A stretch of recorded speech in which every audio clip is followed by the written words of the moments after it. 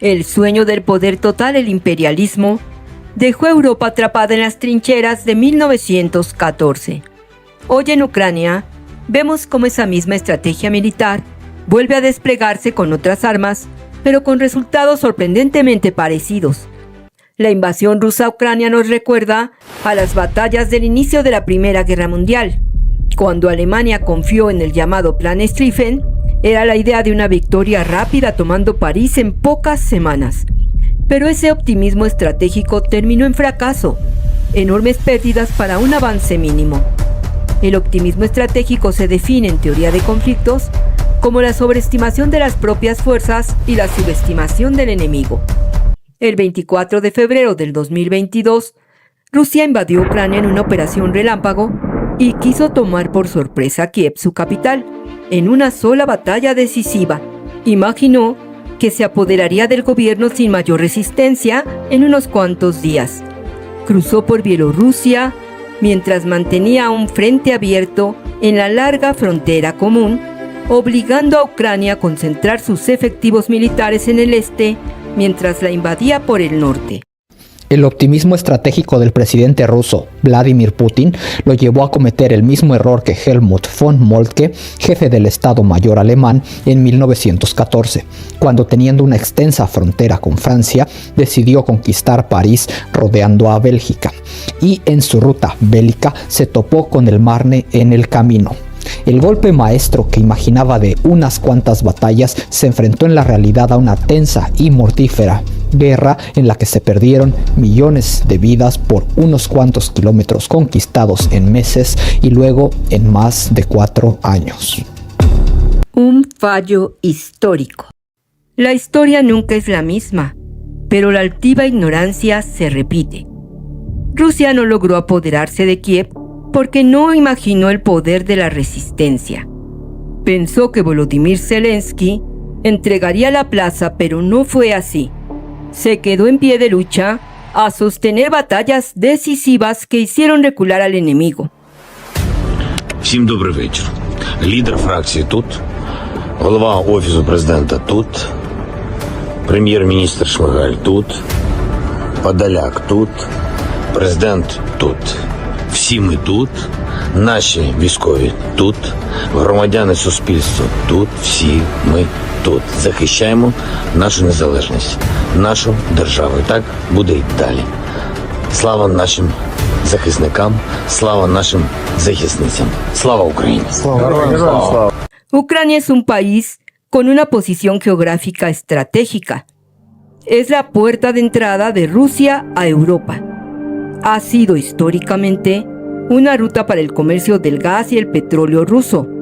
Bajo el control de Putin, Ucrania puede ser una amenaza bélica para Europa, porque al hombre le encanta el espionaje, las guerras, y en cualquier momento se le puede ocurrir continuar la invasión al resto de Europa.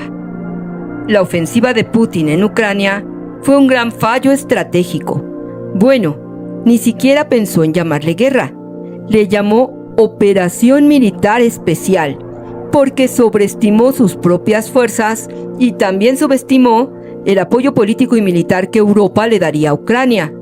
La guerra lleva más de 3 años y medio. Estados Unidos, como potencia militar, económica y además miembro fundamental de la OTAN, da un paso adelante en el apoyo a Ucrania para fortalecer la posición de Zelensky frente al invasor ruso.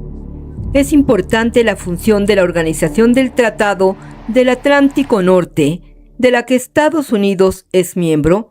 Desafortunadamente Ucrania no, pero la OTAN protege a todos los miembros de la invasión de una potencia extranjera. Eso ha mantenido a Putin al margen de generar una guerra en otros países miembros de la OTAN. Tiene temor a una represalia conjunta. Putin es uno de los personajes más conocidos actualmente en la población mundial. Se hace una gran cantidad de propaganda. Dentro de la propaganda, él pretende que tiene un desarrollo tecnológico militar impresionante. Pero hay un dato que salta en la guerra de Ucrania. pues ha perdido 1 millón de bajas entre caídos, heridos y capturados. Es evidencia de un falso optimismo que se basa en una gran ambición y un pobre resultado. Si bien es cierto que Putin y Rusia son una potencia mundial en armas nucleares, esto no significa que se puedan usar en una guerra convencional. Ahora vamos a ver la ambición imperialista y la traición. Las ambiciones imperialistas no descansan, pasan los siglos y resurgen personajes que se creen llamados a repetir la historia, a recuperar la grandeza de un reino, conquistar territorio y llevar la corona. No les basta gobernar su propio territorio. Volvamos a la Primera Guerra Mundial. Es 1914. Reyes y emperadores de Austria-Hungría, Alemania, Inglaterra, Francia y Serbia están cómodamente sentados en su trono y los sorprende el asesinato del archiduque Francisco Fernando en Sarajevo, operado por el grupo serbio Mano Negra. Las nobles familias, los primos hermanos, el Kaiser Guillermo II, el zar Nicolás II y el rey Jorge V se lanzan a la Gran Guerra con un optimismo estratégico similar al de Putin. Se forman las alianzas y arrastran a su población a una larga guerra. Todo empezó con un hecho aparentemente menor, el asesinato de un archiduque en Sarajevo. Lo que debía ser un castigo limitado a Serbia terminó en pocas semanas arrastrando a todas las potencias europeas. Con el asesinato del archiduque en 1914 inicia la guerra. La guerra pasó del optimismo al desgaste y la traición. ¿Cómo no recordar que Jorge V abandonó a su primo Nicolás II, a quien dejó en prisión, y fue sacrificado con casi toda su familia en 1918, a pesar de formar parte de la misma alianza?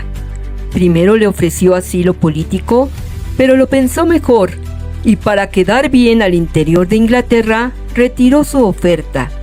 ¡Qué jugada tan fría y calculadora!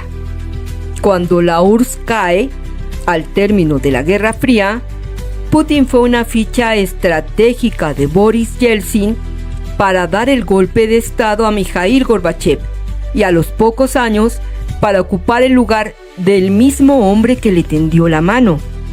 Yeltsin renuncia y Putin ocupa la silla presidencial, otra traición histórica. Ahora, vámonos a la guerra de desgaste. La Primera Guerra Mundial no empezó porque alguien quisiera una guerra mundial. Empezó porque nadie supo cómo detener una serie de errores en cadena. La guerra en Ucrania no fue planeada como una guerra larga. Rusia creyó que sería una operación rápida. Lo que tenemos hoy es más bien un conflicto prolongado, con frentes inmóviles, una guerra de desgaste. Ya no se trata de conquistar grandes territorios, se trata de debilitar al enemigo poco a poco. Se trata de la necedad de Rusia por mantener su guerra de conquista a pesar de sus pobres resultados. Al cumplirse 3 años de la guerra en febrero de 2025, las líneas del frente permanecían en gran medida estáticas, divididas casi igual que a finales de 2022. Esta estrategia recuerda con fuerza las batallas de Verdún en 1916, donde Francia y Alemania se desangraron por meses sin cambios decisivos en el mapa. Y es lo que vemos hoy en el Donbass o en Zaporilla, batallas prolongadas en las que cada kilómetro conquistado cuesta miles de vidas. La situación recuerda al mismo empate letal. Nadie logra romper la defensa del otro. Y la tecnología, siempre presentada como el futuro, termina multiplicando las bajas. En 1914 fueron los gases tóxicos, los tanques, la aviación. En Ucrania, los drones kamikaze, la inteligencia satelital y la ciberguerra. En ambos casos, las innovaciones no acortan la guerra, solo hacen más eficiente el desgaste. La gran tecnología no es una arma cuando está en manos de poca inteligencia. Entonces, Rusia sostiene la invasión con la tradicional estrategia militar: trincheras, tanques y fortines. El control militar del espacio aéreo con alta tecnología, por supuesto que también es importante. Pero desde enero de 2024 se documentan pérdidas rusas de aproximadamente 1.149 vehículos blindados de combate, 3.098 vehículos de infantería, 300 sistemas de artillería autopropulsada y 1.865 tanques en el frente. Las pérdidas de equipo rusas superan entre 2 a 5 veces a las ucranianas equivalentes. Putin difícilmente devolverá el territorio invadido, en el cual aún tiene control, ni participará con seriedad en acuerdos diplomáticos para negociar un cese al fuego conjunto con Zelensky, con o sin la intervención de Estados Unidos, porque afecta su política interna, su imagen del gran conquistador, del hombre con potencia histórica para devolver a Rusia su grandeza imperial. Así actuó en su momento Nicolás II, y fue víctima de su propia ambición.